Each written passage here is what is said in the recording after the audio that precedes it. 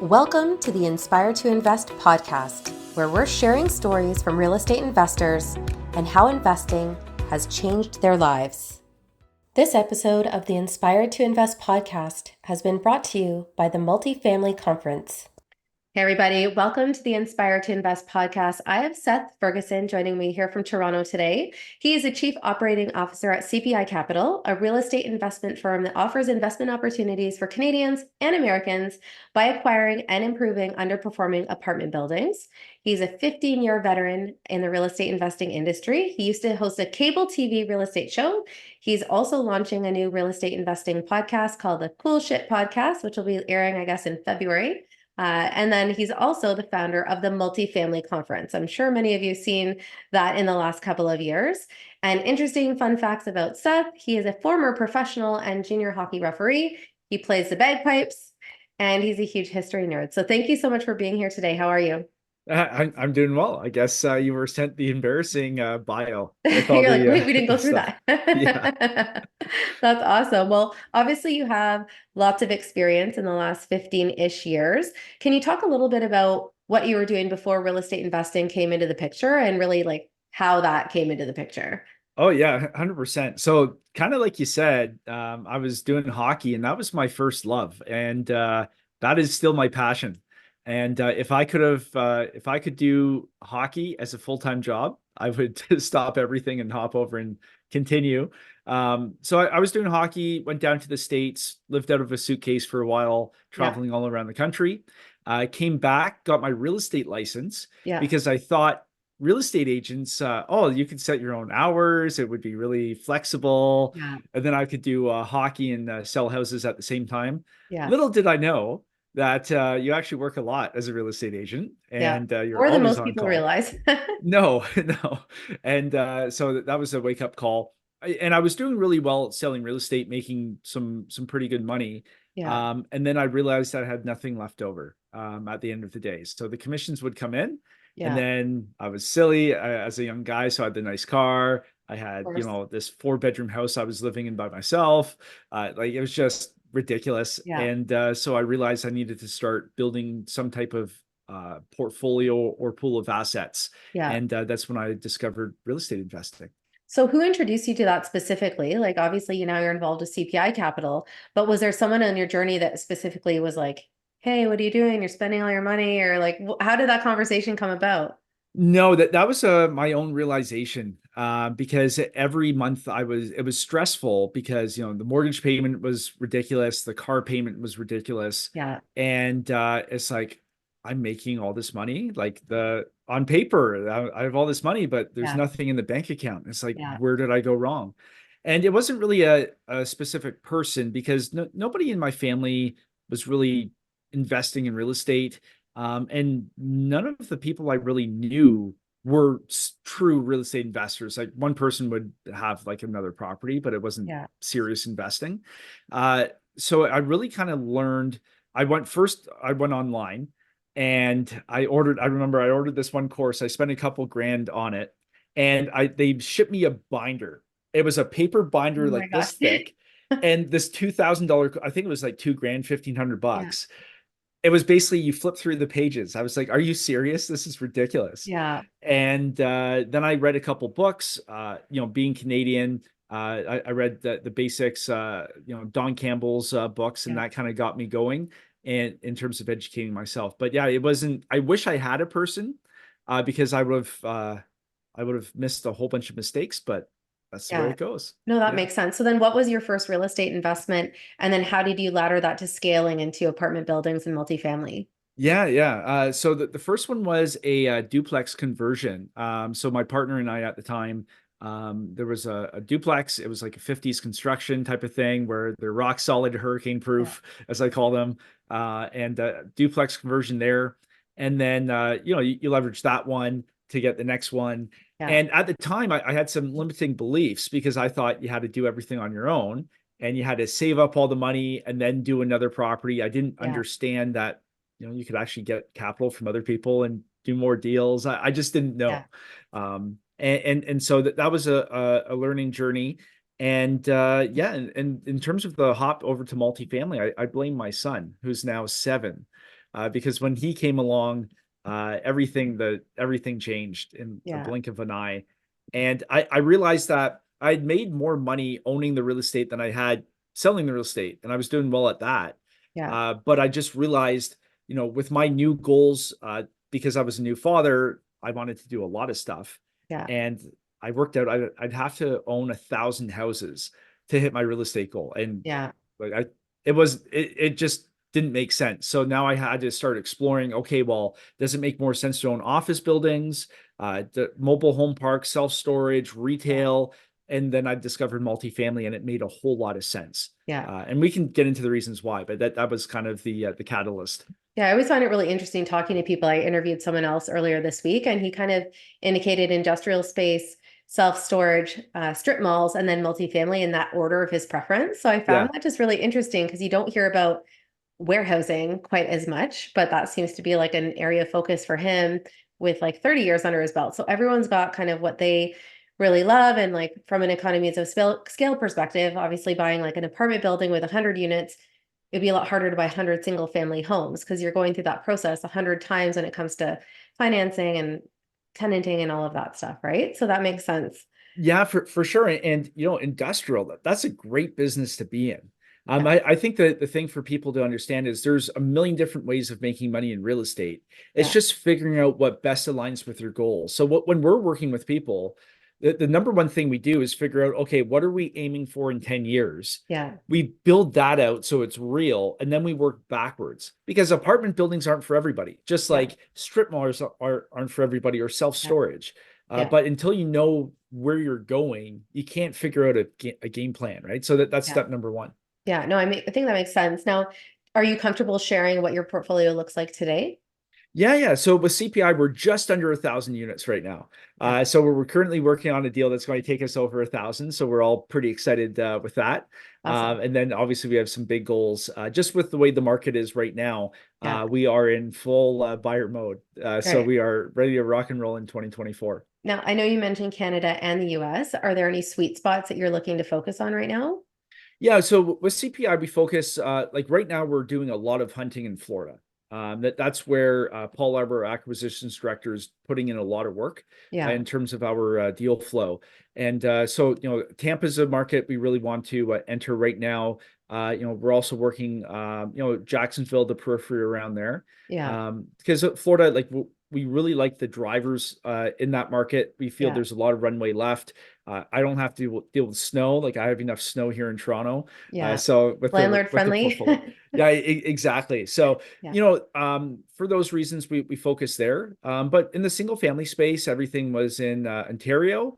And I got a firsthand experience in terms of rent control. I Yeah. decided that's not something I want to deal with anymore. And we could go on a 2-hour rant about rent control. Yeah. I mean, But there's a lot of things that's about another. Ontario that aren't necessarily favorable. Yeah, So, that's another episode by itself. Yeah. yeah, no, I completely understand that. Now, obviously, you have done a lot in, the last 10, 15 years. What would you say you're most proud of or you feel like is maybe your biggest success? This is going to sound yeah, I'd have to say the conference, to be honest. It's not even a deal related, Yeah. because just the way we launched it, it was in the middle of the pandemic. Everybody said I was crazy, Yeah. like nobody was doing anything, and we pulled it off. Yeah. So the way the team did it, I'm proud of myself for doing it, but I'm more proud of everybody we work with, Yeah. because they put in so much work to make that happen. And yeah, it's been really, really successful. Never would have thought, but like here we are. Yeah. No, So I I'd say remember, that the I don't know if you conference. remember, I volunteered at it that first year and it felt Yeah, like everybody was coming out of hiding because it was kind of the first big event I'd been to throughout all of the pandemic, right? Like, and it was like some people were wearing masks, some people weren't. Everyone's like, can we shake hands? We hug, like, what do we do here? Right. So it was a very interesting dynamic, but you started at a hockey arena north of yeah. the city and then obviously moving down to the convention center and, just being able to fill that up with some bigger names and stuff like that. Like that's pretty huge to go from year one to year two, right? Oh yeah. Like in the second year, I think we had like 160,000 square feet, something like that. Yeah. Huge space. But interesting fact, do you know why we were at the hockey arena? Did I I tell you? don't know. Okay, so everything was locked down, right? the CAA Center was the only place that would sneak us in to actually look at the Really? venue during Yeah. the lockdowns. That hopefully nobody gets in trouble now. But the only venue that snuck us in. So Wow. that was the obviously we didn't tell them when we were doing the contract, but Yeah. that was our only option for Yeah. booking. So it was a really crazy time for everything. Yeah. And but yeah, we pulled it off. So Yeah. And here because of we people are. like you who helped Yeah. out, right? Yeah. Yeah. No, that's amazing. Now, I guess going back, whether you want to talk about this in context of the multifamily conference or just real estate investing in general, what would you say is the biggest obstacle that you have faced, whether that comes to, again, scaling or launching an event in a pandemic? Yeah, I think the biggest obstacle is myself, to be honest. Because I found, as you get to different levels, my own ignorance of things holds you back. So I'll give you the example. When I was breaking into the multifamily space and just educating myself, I was invited to a real estate investing workshop. It was the guy I interviewed on my old podcast. Hmm. Went down to Philadelphia, maxed out my credit card because like my life had blown up at that point when it was just I lost everything. Yeah. And so I maxed out the credit card. I got in the room and I didn't belong there because it was full of real estate syndicators, fund managers. These people were raising a lot of money. Yeah. And I had no idea this world existed in real estate. But that like 3 days opened my eyes to what the other side of the real estate fence is all Yeah. about. But before that, I had no idea, Yeah. totally ignorant. And I find as I keep progressing in terms of whether it's building up the conference or building up real estate, each time I hit a new level, it's like you're opening your eyes again because you don't see what's really there. Yeah. So the good example I use is the night sky. You look up in Toronto at the night sky, you see a couple stars. Yeah. You go way up a couple hours to Bob Cajun, Yeah. you're looking at the same sky, you're just seeing different things in it. Yeah. And yeah, it's every time it blows my mind because there's always something new that you don't know. Yeah, no, agreed. I mean, there was one younger investor actually that I spoke to, and his philosophy is that you would try to learn from people that are always like one or two steps ahead of you, not necessarily 20 steps ahead, because they can kind of give you some of those tangible steps to kind of continue along your pace, where it can be just maybe unachievable or unrealistic if you're trying to, compare yourself to a Grant Cardone or something like that, Well, right? So, for sure, I might push back a little bit on that though. We'll get some controversy in the podcast. This is good. Yeah, I might push back a little bit because for me personally, I find it helpful to speak with the guys who are like 10 steps ahead yeah, because this is what I've kind of discovered as we scale. Because on the conference side, we're scaling rapidly with it. yeah, So if I'm looking at somebody who's one or two steps ahead, their systems are built for that size. yeah, I get it. Somebody 10 steps ahead, their systems are very different. So the thing I've learned is, well, why not just build the foundation for the winning system Yeah, now and yeah, not have to switch halfway through? yeah, So in terms of an efficiency standpoint and not having to break everything down and rebuild it, um, talking with people who are, filling stadiums with people, like that's who I want to talk to yeah, because that's where we're going anyway. So might as well yeah, just start learning right now. So yeah. yeah, but that's just my personal preference. Yeah, no, I can understand that completely. I mean, I had my own business for 18 years and I had a lot of different mentors and coaches. And one of my mentors that I felt like resonated the most literally broke down my whole business and kind of gave me an action plan, like do this, stop doing this, do more of this. And Yeah. it was very tactical and it helped me with my roadmap to get where I wanted to go. But then I did the same mentorship program again a few years later. I was partnered up with the CEO of Edelman, so like a huge global PR Mhm. firm. And it was like, as a CEO of a company that big, she just couldn't understand any of the issues that I would have as like a small business owner, right? Yeah. So when I would talk to her about things, it's like she doesn't deal with stuff like that, right? So she was a great lady, had great conversations, but it didn't give me that tangible stuff that I could go back and actually like improve in my business. So I Oh see yeah. value on like both sides of the fence. Oh yeah, for sure. And especially like what we find, like we try and run our company like the least corporate you can get.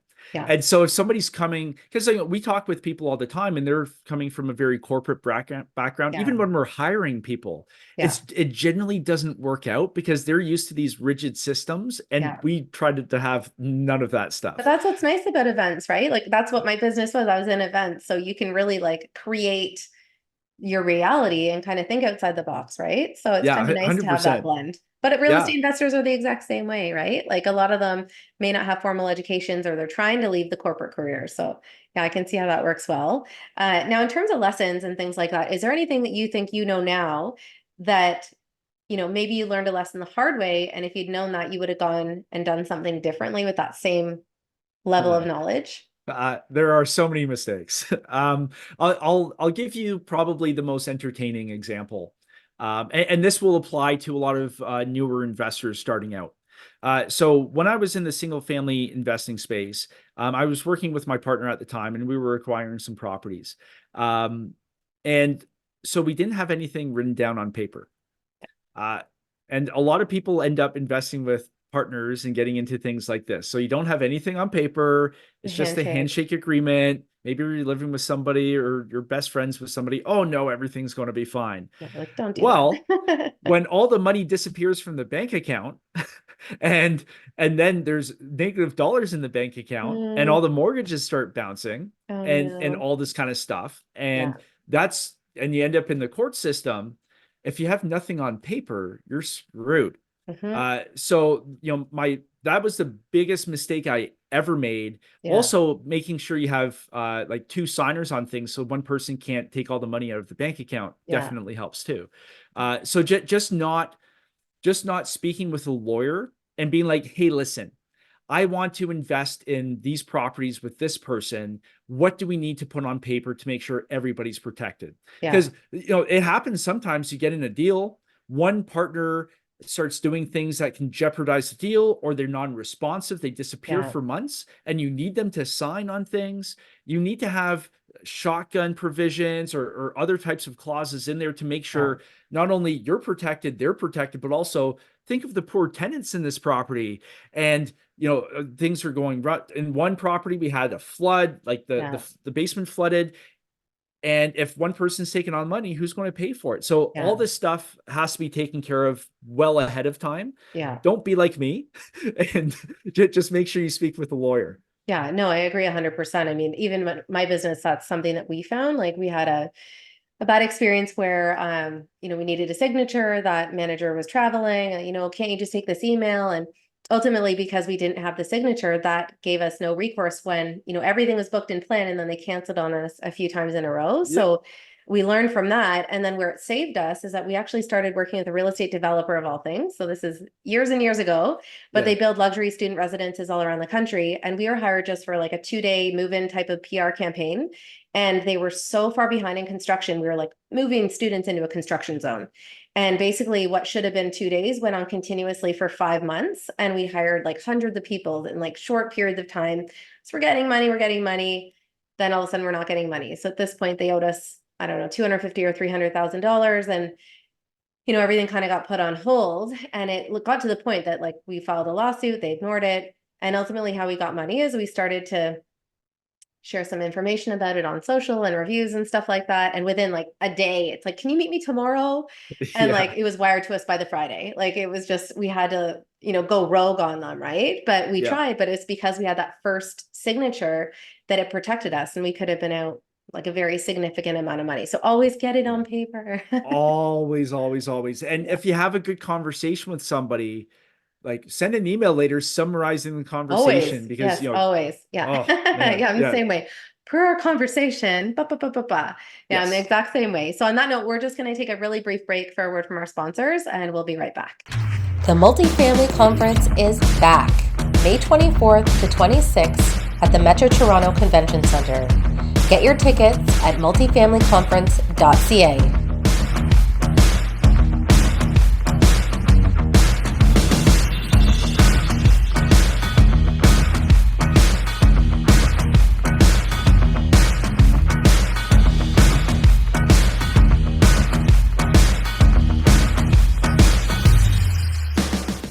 Inspired to Invest is proud to support the Beyond Success program. In today's complex world, it's absolutely crucial for our youth to learn how to take charge of their financial future. We believe that every young person deserves access to accurate, practical financial information.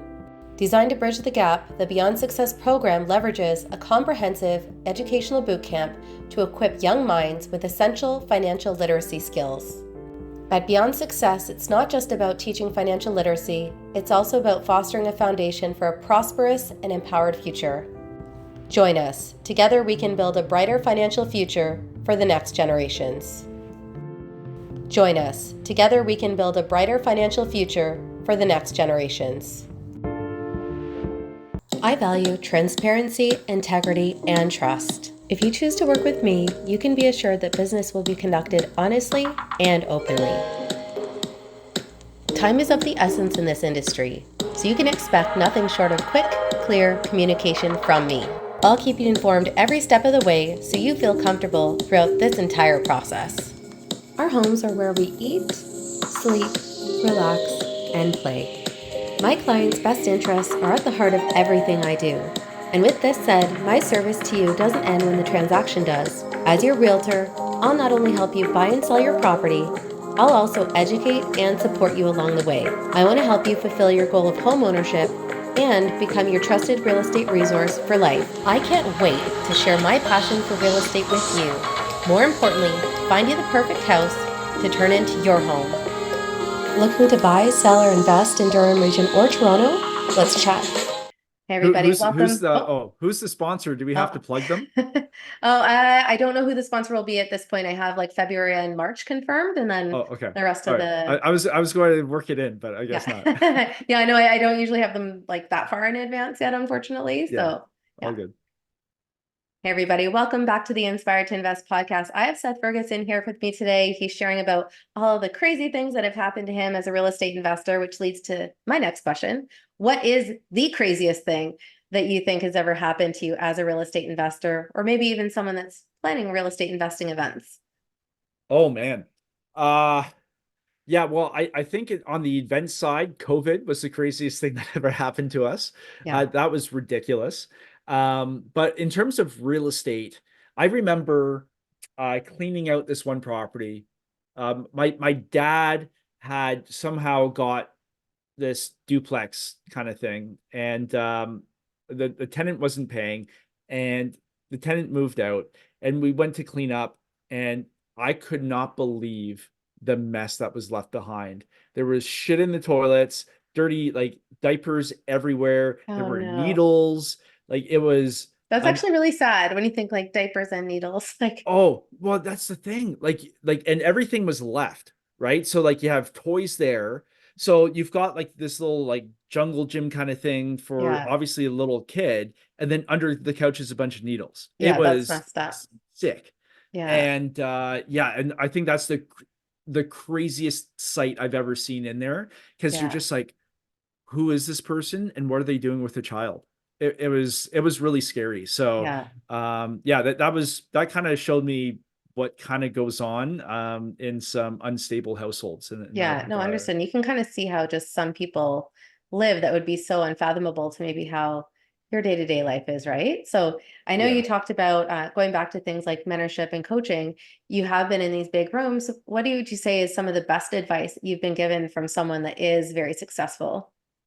Oh man, so much. I think that if I can summarize it, because you get little tidbits from everybody. The biggest thing I've learned is that the bigger the project, the easier it gets. And this applies to if you're going from a 10-unit building to a 40-unit building, or a 100 to 300. And now I've got some friends just buying like 500 to 1,000 unit portfolios at a time, and they will never go back to a 200-unit building because doing the portfolio is so much easier. Because I think there's a couple of things at play there. Number one, it's bigger, so the sex appeal is there. It's more exciting. And the bigger and more exciting something is, the easier it is to sell, either to raise money for, or on the flip side, for events for the conference. If I ran a 200-person conference, I would just like, it wouldn't be exciting. But because we went big, more people like get involved, and it just makes it easier. So if I could go back in a time machine to visit my 20-year-old self, I would just tell myself, skip doing the houses, go right into the big stuff. And you're going to skip like a decade of frustration. And it's just, so biggest piece of advice, just go bigger. It's just the irony in it, right? Like no one coming into it necessarily think that, right? But even with me, like I look back at some of the purchases I made and they're kind of the opportunities at hand. Multifamily is just not even on my radar whatsoever, right? So I think that's part of the learning and getting to know people and building all those connections, right? Yeah, 100%. And a lot of people get intimidated, right? So they think, oh, I got to go small because I'm just getting started. But when you like, this is how I break it down. If you do a small, like single family home deal versus an apartment building, single family home deal, cash flow is non-existent. You probably have to manage it yourself. So you're going to make a ton of rookie mistakes. The financing is going to suck on it. But then if you go to the flip side with an apartment building, you can hire a professional property manager because now you have more cash flow. You can probably bring on a partner who's done it before because there's more meat on the bone.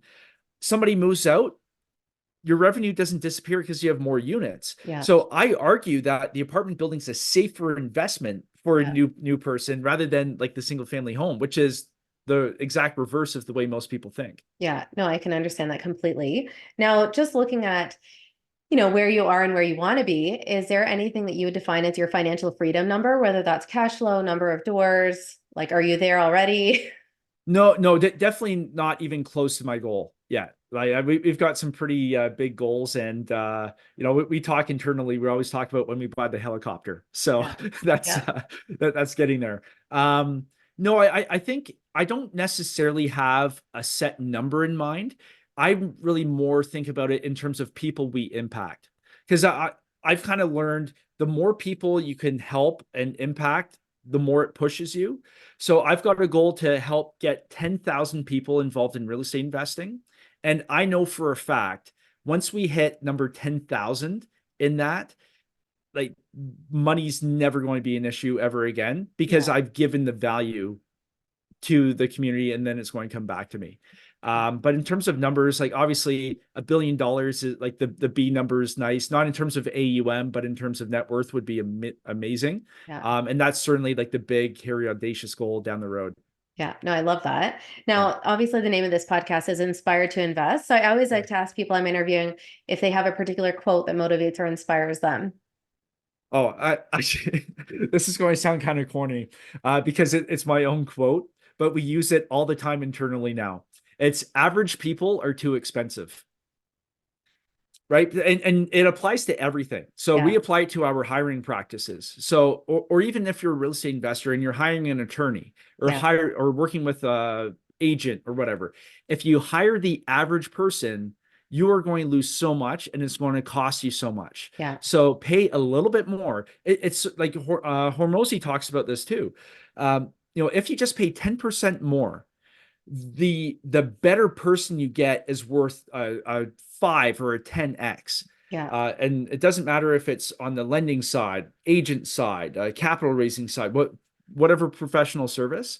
So now internally with us, we are always looking for outstanding people, because when I think back, all of the average people we've worked with in the past ended up costing us money.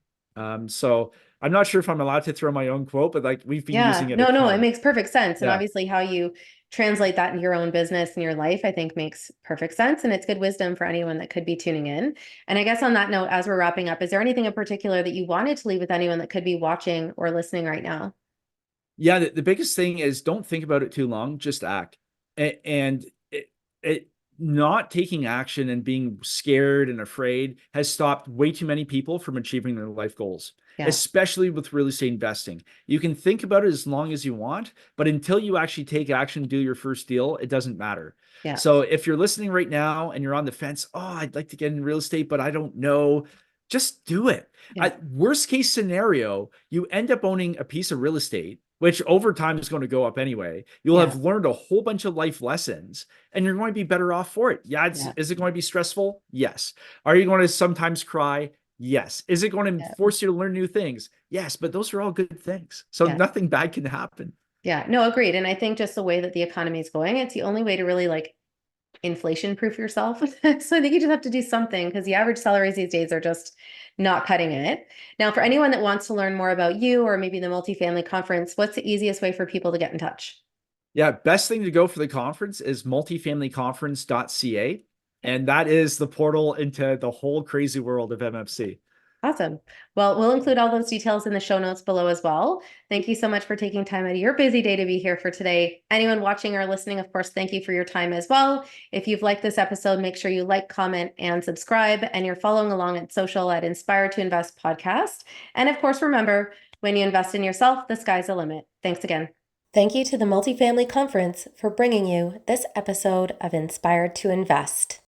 The views represented on this podcast are for general information only and does not constitute investment or other professional advice or an offering of securities. The host and guests featured on Inspired to Invest make no representations as to the performance of any particular investment. Should you decide to make an investment, you are responsible for conducting your own review and analysis. It is recommended that you obtain independent legal, accounting, and tax advice from licensed professionals.